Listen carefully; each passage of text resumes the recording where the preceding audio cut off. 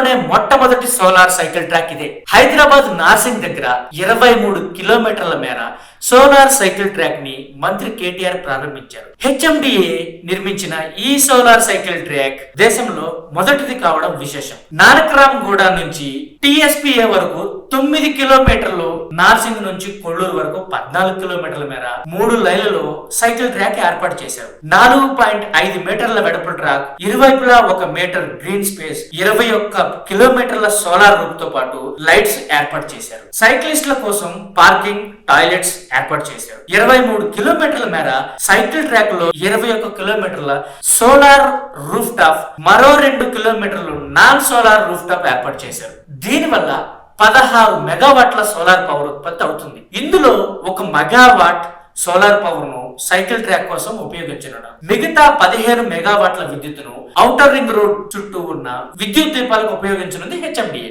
ఈ ట్రాక్ 24 గంటలు అందుబాటులో ఉంటుంది. ట్రాక్ చుట్టూ సీసీ కెమెరాలు ఏర్పాటు చేశారు.